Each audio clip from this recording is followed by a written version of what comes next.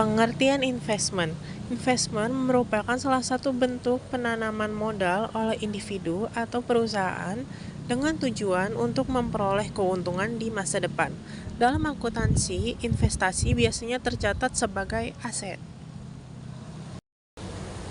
Mengapa perusahaan melakukan invest? Karena pendapatan yang melimpah atau mempunyai uang lebih, akhirnya melakukan invest agar dapat bunga, obligasi, dan dividen. Apa aja sih manfaat investment ini? Yang pertama ada melawan inflasi. Terus yang kedua ada menambah sumber pemasukan. Yang ketiga ada mencapai tujuan finansial yang lebih cepat.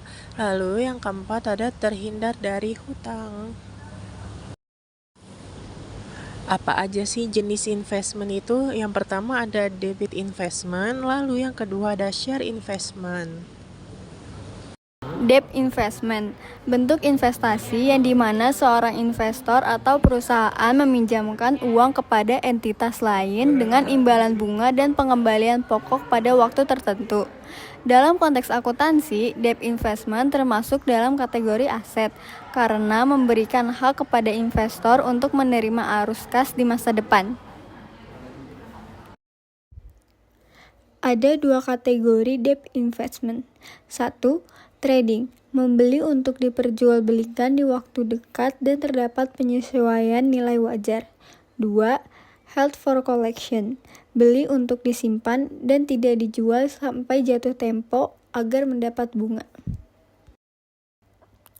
Akun trading. 1. Pembelian, debt investment pada cash. Debt investment di debit, cash di kredit. 2. Jika penjualan untung, cash pada gain on sale of debt investment dan debt investment. Cash di debit, gain on sale of debt investment dan debt investment di kredit. 3. Jika penjualan rugi, cash dan loss on sale of debt investment pada debt investment. Cash dan loss on sale of debt investment di debit, debt investment di kredit. 4. Jika mendapatkan bunga, cash pada interest revenue atau interest receivable. Jika menggunakan interest receivable, maka lewat periode akhir. Cash di debit, interest revenue atau interest receivable di kredit. Contoh soal. Pada 1 Februari, PT Aja membeli 1000 obligasi dari PT Apu dengan harga 20 per lembar. Obligasi memiliki nilai nominal 15 per lembar. Bunga 12% jatuh tempo 5 tahun yang dibayarkan tiap 1 Februari dan 1 Agustus. Pada 1 September, PT Aja menjual seluruh obligasi yang dibeli PT Apu dengan harga 21 per lembar. Jurnalkan. 1 Februari, debt investment pada cash sebesar 20.000. 20.000 didapatkan dari 1000 dikali 20. 1 Agustus, cash pada interest revenue sebesar 900. 900 didapatkan dari 1000 dikali 15 dikali 20% dikali 6 per 12. 6 per 12 didapatkan dari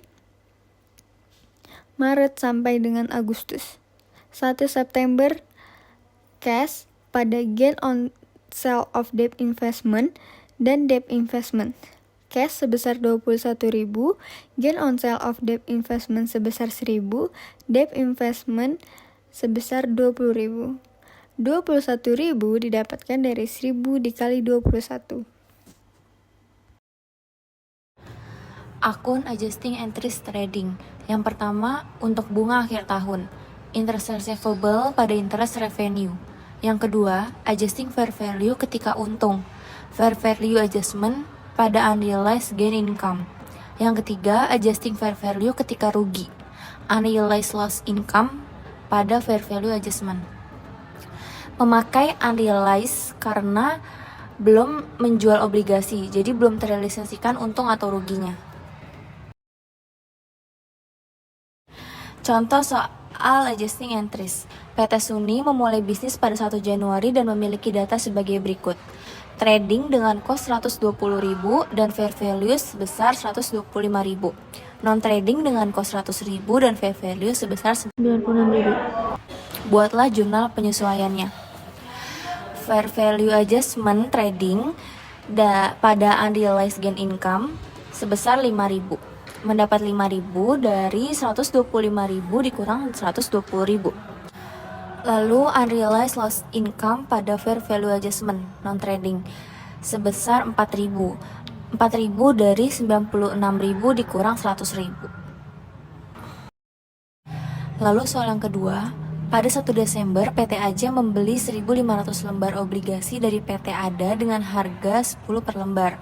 Obligasi memiliki nilai 8 per lembar dengan bunga 6% dan jatuh tempo 4 tahun dan dibayarkan tiap 1 Juni dan 1 Desember. Pada akhir tahun PT ADA menjual 12 per lembar. Buatlah jurnal penyesuaian pada 31 Desember. Interest receivable pada interest revenue sebesar 60. Mendapat 60 dari 1.500 dikali 8 dikali 6% dikali 1 per 12. Lalu fair value adjustment pada unrealized gain income senilai 3.000. Mendapat 3.000 dari 1.500 dikali 2. Dapat 2 dari 12 lembar dikurang 10 lembar. Share investment. Share investment merupakan bentuk investasi yang dimana seseorang atau perusahaan membeli saham di perusahaan lain dengan tujuan untuk mendapatkan keuntungan, baik dalam bentuk dividen maupun kenaikan nilai saham. Dua kategori share investment. Yang pertama itu ada trading, membeli untuk diperjualbelikan di waktu dekat. Yang kedua ada non-trading, trading, untuk tujuan lain atau tidak untuk diperjualbelikan. 3 metode share investment. Yang pertama, cost fair value method. Ownership kurang dari 20%, insignifikan. Terbagi menjadi 4. Yang pertama, tidak diakui laba atau rugi. Yang kedua, dicatat sebesar biaya perolehan dan pendapatan diakui ketika dividen diterima. Yang ketiga, metode biaya dengan penyesuaian nilai wajar. Yang keempat, biaya mencakup semua pengeluaran yang diperlukan untuk memperoleh investasi. Yang kedua itu ada equity method. Ownership 20% sampai 50% signifikan. Terbagi menjadi 2. Yang pertama itu metode ekuitas. Yang kedua, dicatat sebesar biaya perolehan dan menyelesaikan akun investasi setiap periode untuk bagian investor dari laba bersih. Yang ketiga, ada equity method tapi harus konsolidasi lebih dari 50% controlling. Terbagi menjadi 2. Ada laporan keuangan konsolidasi dan perusahaan induk yang memiliki lebih dari 50% saham dan perusahaan anak yang sahamnya dimiliki oleh perusahaan induk. Akun cost method. Yang pertama itu untuk beli share investment pada cash. Yang kedua untuk penjual untung. Cash di debit, gain on sale of debt investment di kredit, share investment di kredit. Yang ketiga untuk penjual rugi. Cash pada debit, loss on sale of debt investment di debit, share investment di kredit. Yang keempat untuk pendapatan dividen. Cash pada dividen revenue atau dividen receivable. Memakai dividen receivable ketika sudah diumumin saham. Yang kelima untuk pengumuman dividen. Dividen receivable pada dividen revenue. Yang keenam, adjusting fair value ketika untung. Fair value adjusting pada unrealized gain income atau equity. Yang ketujuh, adjusting fair value ketika rugi. Unrealized loss income atau equity pada fair value adjusting. Income untung trading dan equity untuk non-trading. Contoh soal cost method.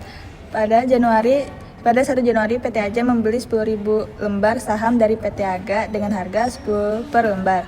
Atas pembelian ini PT AJA memiliki 10% kepemilikan PT AGA dan investasi dikategorikan sebagai trading. Pada 1 Juni PT AGA membagi dividen kepada pemegang saham sebesar 0,1 per lembar.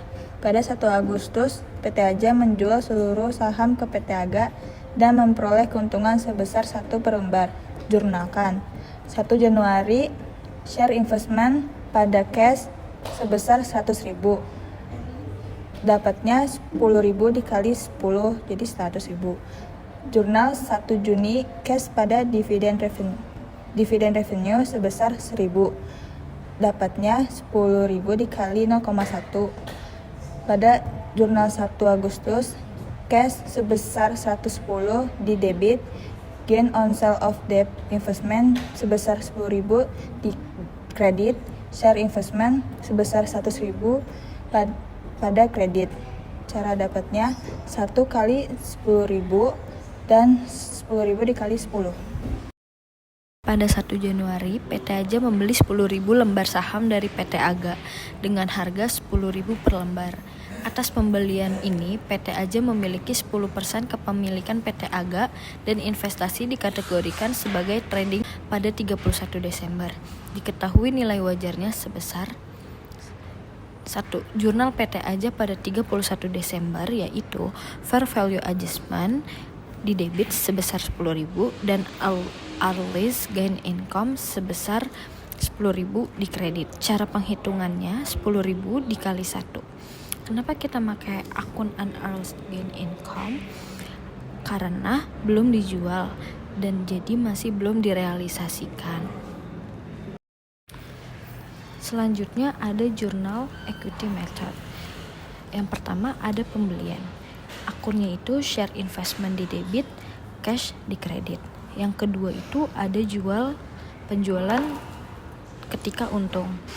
Akunnya itu cash di debit, gain on sale of share investment di kredit, debt investment di kredit. Yang ketiga ada penjualan ketika rugi. Akunnya itu cash di debit, loss on sale of share investment di debit, debt investment di kredit. Yang keempat ada dapat dividen. Akunnya cash itu di debit, share investmentnya di kredit. Yang kelima ada pengumuman dividen. Akunnya dividen receivable di debit, share investment di kredit. Share investment itu di equity method investor punya pengaruh yang signifikan karena kepemilikannya 20-50% dan invest bagi dividen bakal mengurangi asetnya. Investor udah menjadi rekan invest dan gak ada adjustmentnya. Nah, yang keenam ada jurnal adjusting laba. Akunnya itu share investment di debit, revenue from share investment di kredit. Yang ketujuh ada jurnal adjusting ketika rugi. Akunnya itu loss from share investment di debit, share investment di kredit. Investor punya pengaruh yang signifikan. Invest untung, maka investor juga untung. Berikutnya ada contoh soal lagi. Soal pertama, pada 1 Januari PT AJA membeli 10.000 lembar saham dari PT AGA dengan harga 10 per lembar. Atas pembelian ini, PT AJA memiliki 25% kepemilikan PT AGA. Pada 1 Juni membagikan dividen kepada pemegang saham sebesar 0,1 per lembar. Jurnalnya untuk tanggal 1 Januari, jurnalnya itu share investment sebesar 100.000 di debit dan cash sebesar 100.000 di kredit. Cara penghitungannya 1.000 dikali 10. Untuk tanggal 1 Juni, akunnya itu cash sebesar 1.000 di debit dan share investment sebesar 1.000 di kredit. Cara penghitungannya itu 10.000 dikali 0,1. Yang kedua, pada 1 Januari PT AJA membeli 10.000 lembar saham dari PT AGA dengan harga 10 per lembar. Atas pembelian ini, PT AJA memiliki 25% kepemilikan PT AGA. Pada 31 Desember, PT AGA mengumumkan laba bersih sebesar 1 juta.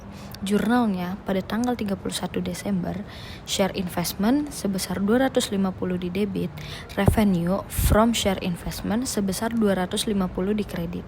Cara penghitungannya 25% dikali 1 juta.